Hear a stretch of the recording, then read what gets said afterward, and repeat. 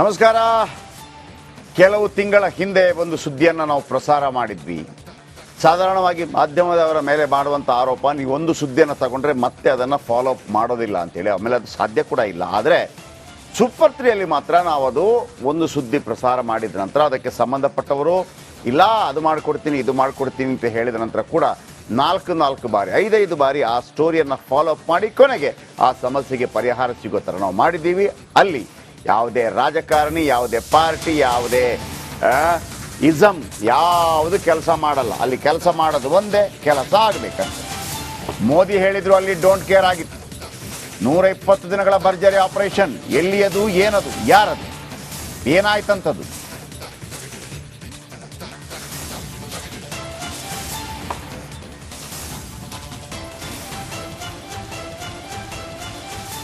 ಸಾಧಾರಣವಾಗಿ ರಾಜಕಾರಣಿಗಳ ಹತ್ರ ನಿಮ್ಮ ಸರ್ಕಾರ ಏನು ಮಾಡಿದೆ ಸರ್ ಅಂತೇಳಿ ಕೇಳಿದರೆ ಅವರು ಹಿಂಗೊಂದು ಚೀಟಿ ತೋರಿಸ್ತಾರೆ. ನೋಡಿ, ಇಷ್ಟು ಕೋಟಿ ಇದಕ್ಕೆ, ಇಷ್ಟು ಕೋಟಿ ಇದಕ್ಕೆ, ಇಷ್ಟು ಕೋಟಿ ಇದಕ್ಕೆ ಅಂತ ಹೇಳ್ತಾರೆ.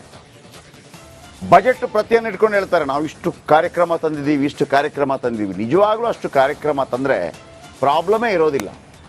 ಈ ಉಪೇಂದ್ರ ಅವರು ಹೇಳಿದಾಗೆ ನಮ್ಮ ಬೆಂಗಳೂರು BBMP ಬಜೆಟೇ 20-25 ಸಾವಿರ ಕೋಟಿ ಇದೆ, 20,000 ಕೋಟಿ ಇದೆ. ಇರೋದೇ ವಾರ್ಡ್ 197. 20,000 ಕೋಟಿ ಡಿವೈಡೆಡ್ ಬೈ ವರ್ಷಕ್ಕೆ 20,000 ಕೋಟಿ ಡಿವೈಡೆಡ್ ಬೈ 197 ವಾರ್ಡ್ ಅಂದರೆ ಒಂದೊಂದು ವಾರ್ಡ್ಗೂ ಒಂದೆಷ್ಟೋ ಒಂದು 625 ಕೋಟಿ ರೂಪಾಯಿ ಸಿಗುತ್ತೆ ಒಂದು ವಾರ್ಡ್ಗೆ.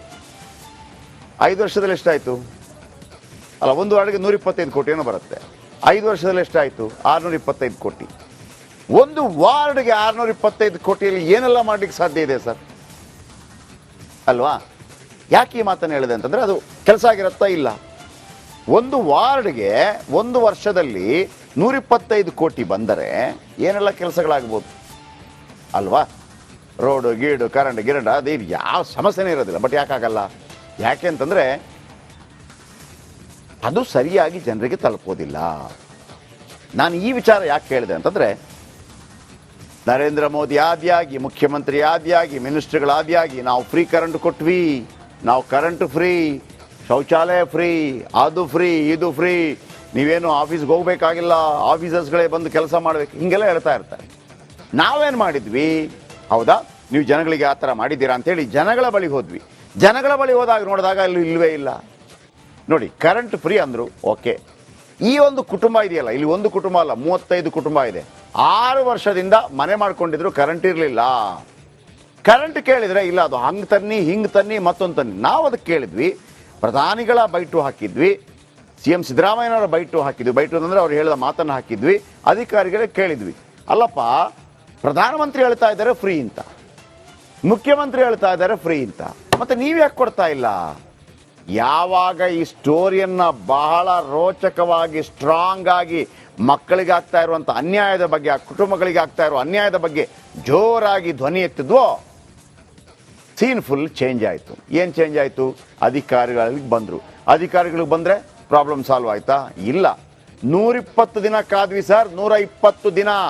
ಇವತ್ತು ನಮಗೆ ಹೆಮ್ಮೆ ಇದೆ, ಖುಷಿ ಇದೆ. ಸ್ಟೋರಿ ಅಂದರೆ ಈ ಥರ ಮಾಡಬೇಕು. ಏನದು ನೋಡಿ.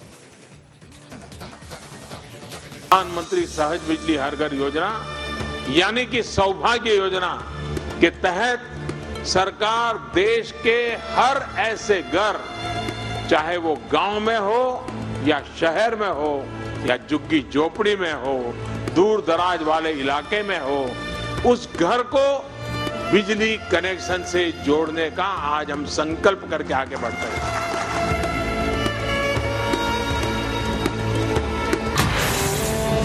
ದಿನಾಂಕ 12/7/2024, ಸಮಯ ಮಧ್ಯಾಹ್ನ 12 ಗಂಟೆ. ಮನೆಗಳಿಗೆ ವಿದ್ಯುತ್ ಸಂಪರ್ಕ ಇರಲಿಲ್ಲ. ನನಗೂ ಫ್ರೀ, ನಿಮಗೂ ಫ್ರೀ, 200 ಯೂನಿಟ್. ಮಾದೇವಪ್ಪನಿಗೂ ಫ್ರೀ, ಕಾಕಾ ಪಾಟೀಲ್ಗೂ ಫ್ರೀ. ಸರ್ ಫ್ರೀ ಬೇಡ ನಮಗೆ, ನಾವು ಕಾಸು ಕೊಡ್ತೀನಿ, ನಮಗೆ ಮೀಟರ್ ಬೇಕು, ಕರೆಂಟ್ ಬೇಕು ಸರ್. ಎಸ್, ಬೀದರ್ನ ಹುಮನಾಬಾದ್ ತಾಲೂಕಿನ ಹುಡಗಿ ಗ್ರಾಮದ ಬಳಿಯ ಇಂದಿರಾನಗರದಲ್ಲಿ 35 ಕುಟುಂಬ ವಾಸ ಇತ್ತು. ಆದ್ರೆ ಇವರಿಗೆ ಕಳೆದ 6 ವರ್ಷದಿಂದ ವಿದ್ಯುತ್ ಸಂಪರ್ಕ ನೀಡದೆ ಕಾಗಕ್ಕ ಗೂಬಕ್ಕನ ಕತೆ ಹೇಳಿ ಯಾಮಾರಿಸ್ತಾ ಇದ್ರು. ಈ ಬಗ್ಗೆ ಜುಲೈ 12ರಂದು ಫುಲ್ ರಾಂಗ್ ಆಗಿಯೇ ವರದಿ ಪ್ರಸಾರ ಮಾಡಿದ್ವಿ. ಶಿವರಾಜ್ PDO ಹುಡುಗಿ ಗ್ರಾಮ ಪಂಚಾಯತ್ ಈ ಕ್ಷಣ ನನಗೆ ಉತ್ತರ ಕೊಡ್ಬೇಕು, ಇದು ಯಾಕಾಗಿಲ್ಲ ಅಂತೇಳಿ. ಹಾಗಿದ್ರೆ ಇಲ್ಲಾಂದ್ರೆ ನೀವು ಬರ್ಕೊಡ್ಬೇಕು. ಇಲ್ಲ ಸಿದ್ದರಾಮಯ್ಯ ಸುಳ್ಳು ಹೇಳ್ತಾ ಇದ್ದಾರೆ, ನರೇಂದ್ರ ಮೋದಿ ಕೂಡ ಸುಳ್ಳು ಹೇಳ್ತಾ ಇದ್ದಾರೆ, ಬರ್ಕೊಡಿ. ಆಮೇಲೆ ನೀವು ಅಲ್ಲಿ ಇರ್ತೀರೋ ಇಲ್ವೋ ಅಂತ ಆಮೇಲೆ ಡಿಸೈಡ್ ಮಾಡೋಣ. 20 days ಅಲ್ಲಿ ಮಾಡ್ತಾರೆ, ಹೋಗಿ ಸ್ಪಾಟ್ ನೋಡ್ಕೊಂಡು ಏನು ಮಾಡಬಹುದು ಅಂತ ನೋಡ್ಕೊಂಡು ವಾಟ್ ಬೆಸ್ಟ್. ಸೊ ನಿಮ್ ಸೈಡ್ ಇಂದ ನೋ ಅಬ್ಜೆಕ್ಷನ್? No objection. ಮಾಡ್ಕೊಡ್ತೀರಿ ನೀವು? ಒಳ್ಳೇದಾಗ್ಬೇಕಲ್ಲ ಜನರಿಗೆ. ಖಂಡಿತ ಸರ್, ಖಂಡಿತ. Thank you sir, thank you. Super 3 ಅಲ್ಲಿ ಜುಲೈ 12ರಂದು ವರದಿ ಪ್ರಸಾರ ಆಯಿತು. ಯಾವ ಮಟ್ಟಿಗೆ ಅಧಿಕಾರಿಗಳು, ಶಾಸಕರು ಸೇರಿದಂತ ಸ್ಥಳೀಯ ಜನಪ್ರತಿನಿಧಿಗಳ ಬುಡ ಅಲ್ಲಾಡಿಸಿತ್ತು ಅಂದ್ರೆ ಎಸಿ ಕಚೇರಿ ಬಿಟ್ಟು ಬಡವರ ಶೆಡ್ ಕಡೆ ಮುಖ ಮಾಡಿದ್ರು.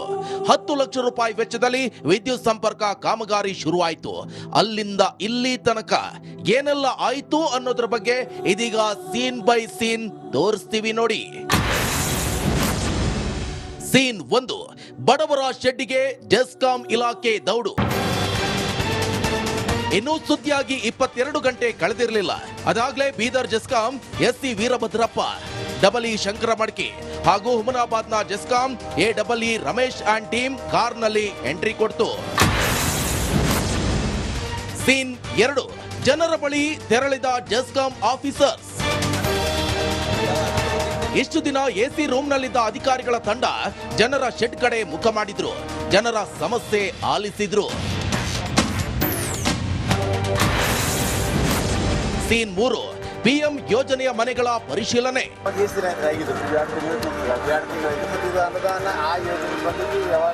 ಪ್ರಧಾನಮಂತ್ರಿ ಆವಾಸ್ ಯೋಜನೆಯಲ್ಲಿ ಮನೆ ನಿರ್ಮಾಣ ಆಗಿದೆ, ಆದ್ರೆ ಇನ್ನೂ ಯಾಕೆ ವಿದ್ಯುತ್ ಕನೆಕ್ಷನ್ ಕೊಟ್ಟಿಲ್ಲ ಅನ್ನೋ ಬಗ್ಗೆ ಚರ್ಚಿಸಿದ್ರು ವೀರಭದ್ರಪ್ಪ ಸಾಲಿಮಠ. ಪಂಚಾಯತಿ ಅಲ್ಸೋ ಗೌರ್ಮೆಂಟ್.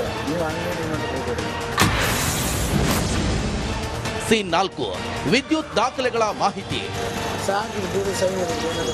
1-12-23 ಇದಕ್ಕೆ ಮುಂಚೆ 2 ವರ್ಷ ಬಂದಿದ್ದೀನಿ. ಇನ್ನು ಜೆಸ್ಕಾಂ ಅಧಿಕಾರಿಗಳ ತಂಡ ಯಾವಾಗ ಮನೆ ಕಟ್ಟಿದ್ರು, NOC ಇದೆಯಾ ಅಂತ ದಾಖಲೆ ಪರಿಶೀಲನೆ ನಡೆಸಿದ್ರು.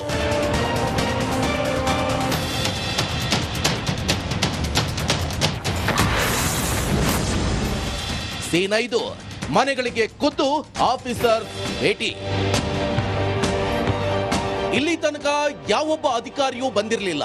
ಸೂಪರ್ 3 ಕರೆಗೆ ಬಡವರ ಶೆಡ್ಗೆ ಹೋಗಿ ಸಮಸ್ಯೆ ಆಲಿಸಿ ಎಸ್ಟಿಮೇಟ್ ಮಾಡಿದ್ರು.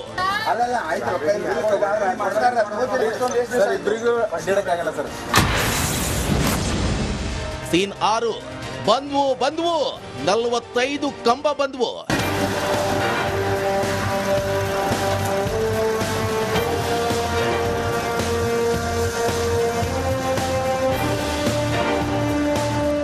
ಜೆಸ್ಕಾಂ ಅಧಿಕಾರಿಗಳು ಮನೆಗಳಿಗೆ ವಿದ್ಯುತ್ ನೀಡಲು ಎಷ್ಟು ಕಂಬ ಬೇಕು, ವೈರಿಂಗ್, ಮೀಟರ್ ಬೋರ್ಡ್ ಸೇರಿದಂತೆ ಲೆಕ್ಕ ಹಾಕಿದ್ರು. 45 ಕಂಬಗಳು ಬಂದವು.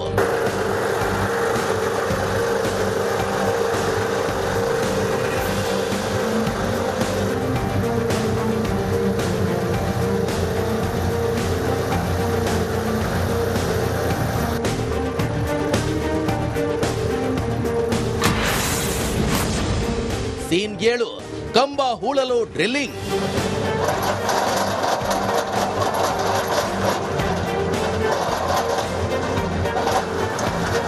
ಕಂಬಗಳು ಬಂದ ನಂತರ ಫಟಾಫಟ್ ಅಂತೇಳಿ ಡ್ರಿಲ್ಲಿಂಗ್ ಹೊಡೆಸಲಾಯಿತು.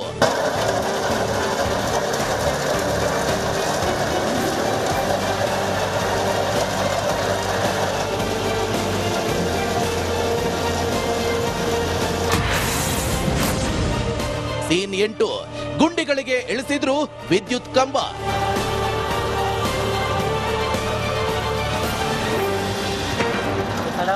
ಡ್ರಿಲ್ಲಿಂಗ್ ಆಗ್ತಿದ್ದಂತೆ ವಿದ್ಯುತ್ ಕಂಬಗಳನ್ನ ಗುಂಡಿಗೆ ಇಳಿಸಿದ್ರು. 45 ಕಂಬಗಳನ್ನ ನೆಡಲಾಯಿತು.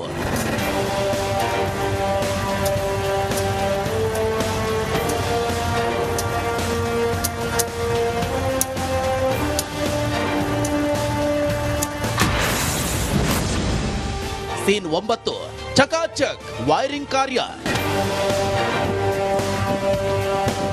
ವಿದ್ಯುತ್ ಕಂಬಗಳ ಅಳವಡಿಕೆ ನಂತರ ಲೈನ್ಮನ್ಗಳು ಚಕಾಚಕ್ ಅಂತ ವಿದ್ಯುತ್ ಲೈನ್ ಎಳೆದ್ರು.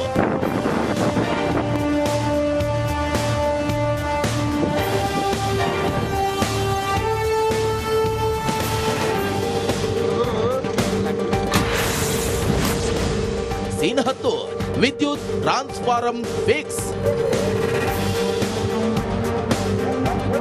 ಕಂಬ ಹಾಗೂ ವಿದ್ಯುತ್ ಲೈನ್ ಎಳೆದ ಮೇಲೆ ಟ್ರಾನ್ಸ್ಫಾರಂ ಫಿಕ್ಸ್ ಮಾಡಿದ್ರು.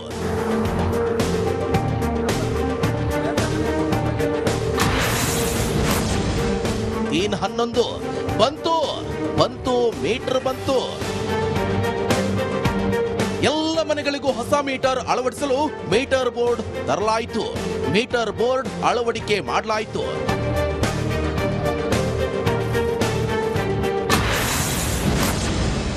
ಸೀನ್ 12 ಕರೆಂಟ್ ಕನೆಕ್ಷನ್ ಬೆಳಗಿತು ಬಲ್ಬ್.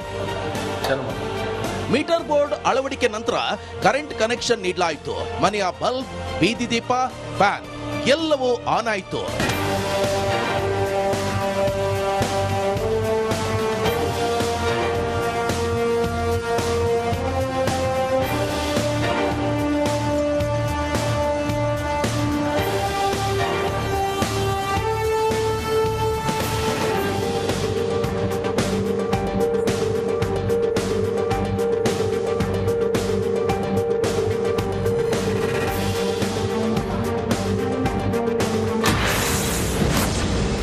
ಸೀನ್ 13 ಗ್ರಾಮದಲ್ಲಿ ಸಂಭ್ರಮವೋ ಸಂಭ್ರಮ.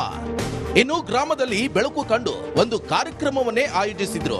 ಕಾರ್ಯಕ್ರಮಕ್ಕೆ ಜೆಸ್ಕಾಂ ಟೀಮ್ ಸೇರಿದಂತೆ ಸ್ಥಳೀಯ ಜನಪ್ರತಿನಿಧಿಗಳು ಇದ್ರು. ಪಸರಿಸಿ ಪ್ರೀತಿಯ ಸೆಳೆಯು ಸಿಂಪಡಿಸಿ ಗಂಧದ ಬೀಡು ಚಂದದ ನಾಡು ಸುಂದರ ನದಿಯ ಬೆಟ್ಟದ ನಾಡು. ಸೀನ್ 14 ಪಟಾಕಿ ಸಿಡಿಸಿ ಸಂತಸ. ಅಂಬೇಡ್ಕರ್ ಬಸವಣ್ಣ ಬುದ್ಧನ ಫೋಟೋಗೆ ನಮನ ಸಲ್ಲಿಸಿದ್ರು. ನಂತರ ವೇದಿಕೆ ಮೇಲೆ ಅಭಿನಂದನಾ ಕಾರ್ಯಕ್ರಮ ನಡೆಯಿತು. ಪಟಾಕಿ ಸಿಡಿಸಿ ಸಂಭ್ರಮಿಸಿದ್ರು. ರಿಪಬ್ಲಿಕ್ ಟಿವಿ ಅವರು ಆಕ್ಚುಲಿ ಮೂಲ ಕಾರಣದಿಂದ ನಮಗೆ ನಮ್ಮ ನಾಲೆಜ್ ಅಲ್ಲಿ ಬಂದಿತ್ತು. ಮಂದಿ ಸಲುವಾಗಿ ಮಾಡಿಬಿಟ್ಟು ಆಕ್ಚುಲಿ ಜನಗಳಿಗೆ ಆಕ್ಚುಲಿ ಒಳ್ಳೇದಾಗಲಿ. ನಮ್ಮ ಇಲಾಖೆ ಜೆಸ್ಕಾಮಿಂದ ಆಕ್ಚುಲಿ ಒಂಥರ ಭಾಳಷ್ಟು ಇದು ಮಾಡ್ಕೊಂಡ್ಬಿಟ್ಟು ಮಳೆ ಬರ್ತಾ ಇತ್ತು. ಮಳೆ ಬಂದಾಗೂ ಒಂದು ಸರ್ವೆ ಮಾಡಿಬಿಟ್ಟು ಮತ್ತೆ ಸರ್ವೆ ಮಾಡಿ ಇವನ್ ಕೆಲಸ ಸಹಿತ ಮಳೆ ಬಂದಾಗೆ ಮಾಡಿದ್ವಿ. ಹಾಗೆ ಮತ್ತೆ ರಿಪಬ್ಲಿಕ್ ಟಿವಿ ಅವರಿಗೆ ಆಕ್ಚುಲಿ ನಮಗೆ ನಾಲೆಜ್ ತಂದ ಸಲುವಾಗಿ. ಇನ್ನು ಕ್ಷೇತ್ರದ ಬಿಜೆಪಿ ಶಾಸಕ ಸಿದ್ದು ಪಾಟೀಲ್ ಕೂಡ ಮೇಲಿಂದ ಜೆಸ್ಕಾಂ ಇಲಾಖೆ ಅಧಿಕಾರಿಗಳ ಜೊತೆ ಸಂಪರ್ಕದಲ್ಲಿದ್ರು. ಶಾಸಕರು ರಿಪಬ್ಲಿಕ್ ತಂಡಕ್ಕೆ ಅಭಿನಂದನೆ ಸಲ್ಲಿಸಿದ್ರು. ರಿಪಬ್ಲಿಕ್ ಕನ್ನಡ ವತಿಯಿಂದ ಒಂದೇನು ಸೂಪರ್ 3 ಅಂತ ಒಂದು ಕಾರ್ಯಕ್ರಮ ಹಮ್ಮಿಕೊಂಡು ಇವತ್ತು ನನ್ನ ಗಮನಕ್ಕೂ ಕೂಡ ಅವಾಗೇ ಬಂದಿದ್ದು. ಅವಾಗ ತಕ್ಷಣವೇ ಆಗಿ ನಮ್ಮ ಸಂಬಂಧಪಟ್ಟ ಜೆಸ್ಕಾಂ ಅಧಿಕಾರಿಗಳಿಗೆ ನಾನು ಆ ಓಣೆಯಲ್ಲಿ ಕೇಳಿಸಿ ಏನು ಸಮಸ್ಯೆ ಇದೆ ಅಂತ ನೋಡಿದಾಗ ಅಲ್ಲಿ ಒಂದು ಸುಮಾರು ವರ್ಷಗಳಿಂದ ಅಲ್ಲಿ ಕತ್ಲಲ್ಲೇ ವಾಸವಾಗ್ತಾ ಇದ್ದರು. ಅಲ್ಲಿ ಯಾವುದೇ ಥರ ಅವರಿಗೆ ಬೆಳ್ಕೊಡುವಂಥ ಕಾರ್ಯ ಇದ್ದಿಲ್ಲ. ಆದ ಕಾರಣ ನಮ್ಮ ಅಧಿಕಾರಿಗೆ ನಾನು ಸೂಚನೆ ಕೊಟ್ಟೆ. ಇವತ್ತು ಮಧ್ಯಾಹ್ನ ಕೂಡ ಒಳ್ಳೆಯ ರೀತಿಯಿಂದ ಮಾಡಿ ಇವತ್ತು ಅಧಿಕಾರಿಗಳಾಗಲಿ ಇವತ್ತು ರಾಜಕಾರಣಿಗಾಗಲಿ ಕೂಡ ಕಣ್ಣು ತೆಗೆಸಿ ಕೆಲಸ ಮಾಡಿಸೋಂಥ ಕಾರ್ಯ ಮಾಡ್ಕೊಂಡು ಮಾಡ್ತಾ ಇದ್ದಾರೆ. ಅದಕ್ಕಾಗಿ ಇನ್ನೊಮ್ಮೆ ನಾವು ಹುಮ್ನಾಬಾದ್ ಮತ್ತು ಕ್ಷೇತ್ರದ ಶಾಸಕನಾಗಿ ಧನ್ಯವಾದ ಹೇಳ್ತೇನೆ. ಸೀನ್ 15 ರಿಪಬ್ಲಿಕ್ ತಂಡದವರಿಗೆ ಸನ್ಮಾನ. ಇನ್ನು ವಿದ್ಯುತ್ ಸಂಪರ್ಕ ಕಲ್ಪಿಸಲು ನೆರವಾದ ರಿಪಬ್ಲಿಕ್ ಬೀದರ್ ಪ್ರತಿನಿಧಿ ಮಲ್ಲಿಕಾರ್ಜುನ ಹಾಗೂ ಕ್ಯಾಮ್ರಾಮ್ಯಾನ್ಗೆ ಸನ್ಮಾನಿಸಿದ್ರು. ನಾವು ಕೂಡ ಸುಮಾರು 4 ಬಾರಿ ಈ ಗ್ರಾಮಕ್ಕೆ ಭೇಟಿ. 120 ದಿನಗಳ ಸತತ ಪ್ರಯತ್ನದಿಂದ ಈ ಬಡ 35 ಮನೆಗಳಿಗೆ ಬೆಳಕು ಬಂದಿದೆ. ಸೀನ್ 16 ಸೂಪರ್ 3ಗೆ ಧನ್ಯವಾದ. 6 ವರ್ಷದಿಂದ ಕರೆಂಟ್ ಕಂಡಿರದ ಜನ ಕರೆಂಟ್ ಕೊಡಿಸಿದ ಸೂಪರ್ 3ಗೆ ಧನ್ಯವಾದ ತಿಳಿಸಿದ್ರು. ಇನ್ನು ಹಲವು ಟಿವಿಯವರು ನ್ಯೂಸ್ ಮಾಡ್ತಾರೆ, ರಿಪಬ್ಲಿಕ್ ಕನ್ನಡ ಸೂಪರ್ 3 ಮಾತೇ ಬೇರೆ ಅಂತ ಸ್ಥಳೀಯರು ಅಭಿನಂದಿಸಿದ್ರು. ಕರೆಂಟ್ ಬಂದಾದ್ರಿ ನಮ್ಗ ಕಣ್ ಕೊಟ್ಟನ್ ದೇವ್ರು. ಕರೆಂಟ್ ಬಂದ್ರ ಕಣ್ ಬಂದಾವ. ನಾವು ಚಂದ ಓಡಾಡತ್ತಿದ್ದೇವ್ರಿ. ಇಲ್ಲ ಹೋದ್ರ ನಾವು ಕುಡ್ರ ಇದ್ದೇವು, ಲೈಟ್ ಎದ್ ಕಡೆ ಕುಡ್ರಿದ್ದೇವು. ಈಗ ನಮ್ಗೆ ಖುಷಿ ಆಗ್ಯದ್ರಿ. ಈ ಕಾರ್ಯಕ್ರಮ ಎಲ್ಲ ಕಾರಣ ಮೂಲಭೂತ ಕಾರಣ ಅಂದ್ರೆ ರಿಪಬ್ಲಿಕ್ ಟಿವಿ ಅವರು ಅಂತ ಹೇಳ್ಬೋದು. ರಿಪಬ್ಲಿಕ್ ಕನ್ನಡ ಜಯಪ್ರಕಾಶ್ ಶೆಟ್ಟಿ ಮತ್ತೆ ಮಲ್ಲಿಕಾರ್ಜುನ್ ಸರ್ ಈ ಬೆಳಕು ತಂದಂತ ಒಂದು ದೇವರು ಅಂತ ನಾನು ಹೇಳಕ್ ಇಚ್ಛೆ ಪಡ್ತೀನಿ. ಹಾಗೆ ಇದೇ ರೀತಿ ರಿಪಬ್ಲಿಕ್ ಕನ್ನಡ ಎಲ್ಲಾ ಕಡೆ ಒಳ್ಳೆ ಕೆಲಸ ಮಾಡ್ತಾ ಇದೆ. ಇದೇ ರೀತಿ ಮುಂದುವರಿಸಲಿ ಅಂತ ಹೇಳಿ ನಾನು 2 ಮಾತು ಮುಗಿಸ್ತೀನಿ. ಮನೆಗೆ ಹೆಣ್ಮಕ್ಳಾಗ್ಲಿ ಯಾವುದೇ ಒಂದು ಮೊಬೈಲ್ ಚಾರ್ಜ್ ಮಾಡ್ಲಿಕ್ಕಾಗ್ಲಿ ನಮ್ ಪರದಾಡೋದೇನಪ್ಪ ಅಂದ್ರೆ ಕಡಿಮೆ ಆಗೈತೆ ಸರ್. ಹಾಗಾಗಿ ನಾವು ಸೂಪರ್ 3 ವಾಹಿನಿಗೆ ಮತ್ತೆ ನಮ್ದು ಜಯಪ್ರಕಾಶ್ ಶೆಟ್ಟಿ ಅವರಿಗೆ ನಮ್ಮ ಪರವಾಗಿ ಏನಪ್ಪ ಅಂದ್ರೆ ಅವ್ರಿಗೆ ತುಂಬಾ ತುಂಬಾ ಧನ್ಯವಾದಗಳನ್ನು ಹೇಳಕ್ ಇಷ್ಟಪಡ್ತೀನಿ ಸರ್.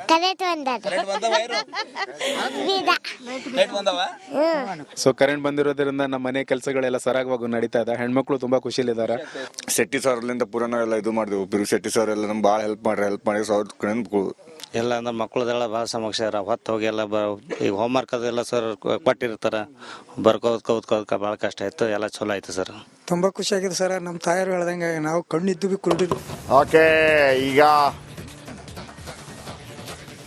ಅದರ ಬಗ್ಗೆ ಇನ್ನಷ್ಟು ಹೆಚ್ಚಿನ ಮಾಹಿತಿ ಕೊಡ್ತೀನಿ ನಾನು. ನಾಳೆ ಆದರೂ ಕೊಡ್ತೀನಿ, ಅದನ್ನು ಅಪ್ಡೇಟ್ ಮಾಡ್ತೀನಿ. ಈಗ ಒಂದು ಬ್ರೇಕ್.